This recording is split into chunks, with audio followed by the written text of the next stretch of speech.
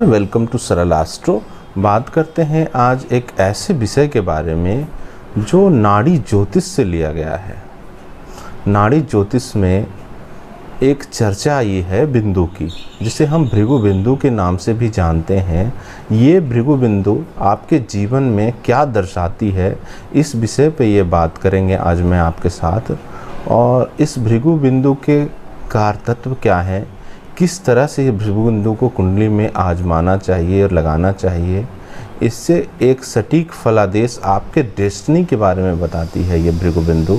तो एक सटीक फलादेश जो आपकी डेस्टिनी तय करती है, इस विषय पे आज हम बात करते हैं। देखिए, जन्म कुंडली के जिस भाव में भृगु बिंदु आए, वो भाव आपके जन्म कुंडली के लिए बहुत ही इम्पोर्टेंस भाव है। भृगु बिंदु, जैसा कि नाम से ही आपको समझ में आ रहा है, ये महर्षि भृगु से लिया गया है। भृगु बहुत ही बड़े त्रिकालदर्शी हुआ करते थे, भृगु ऋषि, और इन्होंने अपने संहिता भी लिखी जिसे भृगु संहिता के नाम से जाना जाता है।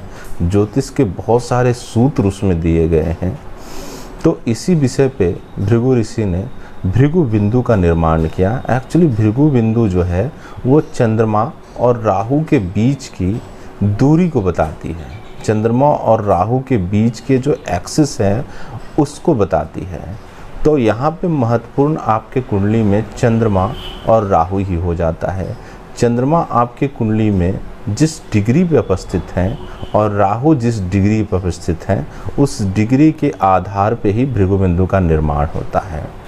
देखिए, गणित पे हम बात नहीं करेंगे। गणित आप जो है वो एक अच्छे सॉफ्टवेयर अगर यूज करते हैं आप ज्योतिष के, जैसे जगन्नाथ होरा, जय होरा वगैरह, तो उसमें भृगु बिंदु भी दर्शाया गया है। बात करते हैं आज फलित के बारे में कि भृगु बिंदु को कैसे आप इसे फलित में यूज करें। देखिए, चंद्रमा जो है वो आपके ब्रीड ऑफ लाइफ को रिप्रेजेंट करता है। आपने क्यों जन्म लिया, इस धरती पे क्या करेंगे, ये चंद्रमा रिप्रेजेंट करता है। आपका मन रिप्रेजेंट करता है। चंद्रमा मनसो जाता, सूर्य चक्षो अजायतः। तो चंद्रमा मन का कारक है। तो इस जीवन में आप अपने जितने भी कर्म करेंगे वो मन के ही आधार पे करेंगे, और चंद्रमा से ही जो जन्म नक्षत्र होते हैं उसी जन्म नक्षत्र के आधार पे आपको महादशा मिलती है। राहु जो है वो आपके प्रीवियस बर्थ को रिप्रेजेंट करता है। जो पूर्व जन्म में आप क्या करके आए हैं वो राहु रिप्रेजेंट करता है। तो इस जन्म को चंद्रमा रिप्रेजेंट करता है और पूर्व जन्म को राहु रिप्रेजेंट करता है। अब ये दोनों की बीच की जो एक्सिस की जो बिंदु हैं उसे ही हम भृगु बिंदु कहते हैं। अब भृगु बिंदु को लगाते कैसे हैं ये बात करते हैं। देखिए, बहुत ही इम्पोर्टेंस पॉइंट हो जाता है, क्योंकि ये आपकी डेस्टिनी को बताती है।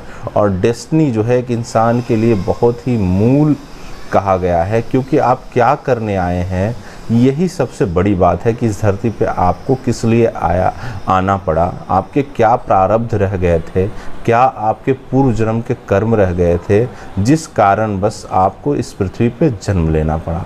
उसमें लग्न की भी महत्ता हो जाती है, क्योंकि लग्न भी इम्पोर्टेंस है। जिस लग्न में आपने जन्म लिया, चंद्रमा की राशि भी इम्पोर्टेंस है कि जिस राशि में आपने जन्म लिया, और चंद्रमा का जन्म नक्षत्र भी इम्पोर्टेंस है जिस नक्षत्र में आपने जन्म लिया।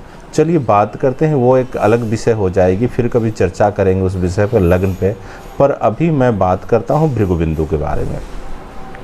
देखिए, भृगु बिंदु जो है वो आपको पहले ही पता है डेस्टिनी को बताती है। अब इस सूत्र को मैं 2-3 सेलिब्रिटी के कुंडली पे अगर मैं लगाऊंगा तो आपको पता चलेंगे कि इनकी डेस्टिनी क्या थी।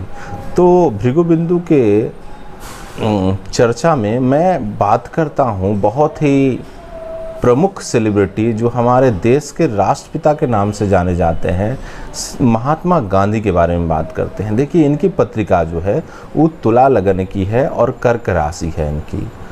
तो कर्क राशि है इनकी, तो इनके जो भृगु बिंदु हैं वो 10वें भाव में विद्यमान है। 10वां भाव जो है वो कर्म का है, आजीविका का है, करियर का है, प्रवास का है।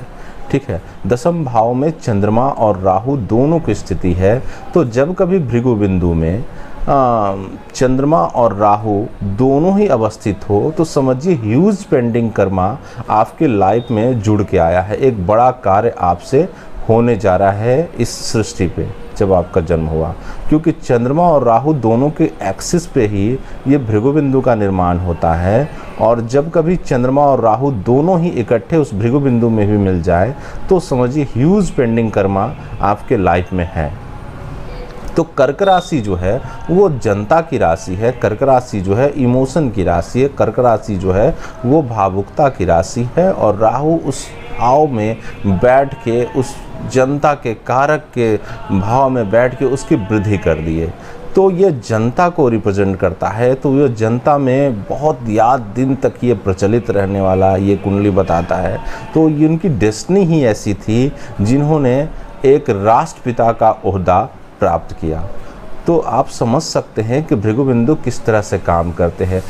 तो इसी विषय पे बात करते हुए हम बात करते हैं श्रीमान बी.वी. रमन की पत्रिका के बारे में। बी.वी. रमन साहब की पत्रिका जो है वो कुंभ लगन की है। इनके भृगु बिंदु जो है वो 9th हाउस में, माफ़ कीजिएगा 3rd हाउस में आते हैं। 3rd हाउस जो है वो बृहद पराशर होरा शास्त्र में बताया गया है कि 3rd हाउस उपदेश, 3rd हाउस पराक्रम, 3rd हाउस जो है वो शौर्य को रिप्रेजेंट करता है। 3rd हाउस जो है वो छोटे भाई का कारक है, हाथ का कारक है। अब 3rd हाउस में जो राशि बनी हुई है वो मेष राशि बनी हुई है, कालपुरुष की पहली राशि बनी हुई है। तो पहली राशि होने के कारण अद्भुत व्यक्तित्व इनका मिलना चाहिए अकॉर्डिंग टू भृगु बिंदु।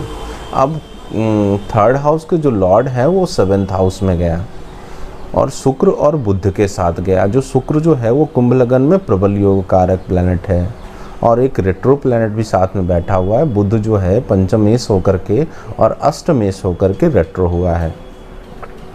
तो ये तीनों का एफ्लेक्शन जो है इनके लग्न पे जा रहा है। तो कहीं ना कहीं उपदेश, 5th house grasping power, 8th house occult science, 9th house spirituality and 4th house आपके हृदय को रिप्रेजेंट करता है। तो इस 3-4 कारतत्वों का फोर्स जो है वो कहीं ना कहीं लग्न पे जा रहा है। तो इनके भृगु बिंदु को जब आप कंसिडर करेंगे तो आपको प्राप्त होगा कि इनकी डेस्टिनी क्या थी, इनके सोल क्या थे। अब यहाँ पे 7th हाउस में सूर्य विद्यमान है और 9th हाउस में केतु, माफ़ कीजिएगा 8th हाउस में केतु विद्यमान है। तो बहुत लोग बोलेंगे कि यहाँ पे पाप कर्तरी है। तो यहाँ पे आप देखेंगे सूर्य जो है वो सोल का कारक है और केतु जो है वो कहीं ना कहीं आध्यात्म का कारक है। तो सोल मतलब आत्मा और आध्यात्म मतलब केतु, ये दोनों के मध्य में ये 3 प्लैनेट हैं। और कई बार क्या है ना कि 10th को भी बीट कर जाती है 7th हाउस। जब आप भावत भाव सिद्धांत लगाएंगे, किसी जातक के करियर के बारे में विचार करेंगे तो 10th से जो 10th आएगा 7th हाउस, तो 10th हाउस को भी बीट कर देती है। क्योंकि जब भी आप भावत भाव सिद्धांत लगाते हैं तो वो आरूढ़ हो जाता है एक तरह से। तो आरूढ़ जो है वो कहीं ना कहीं मोस्ट पावरफुल हो जाता है।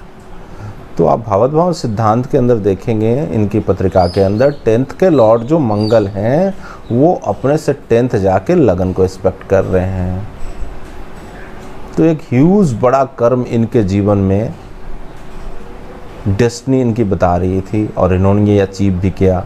तो इस तरह से आप अपने चार्ट में भृगु बिंदु का इस्तेमाल कर सकते हैं।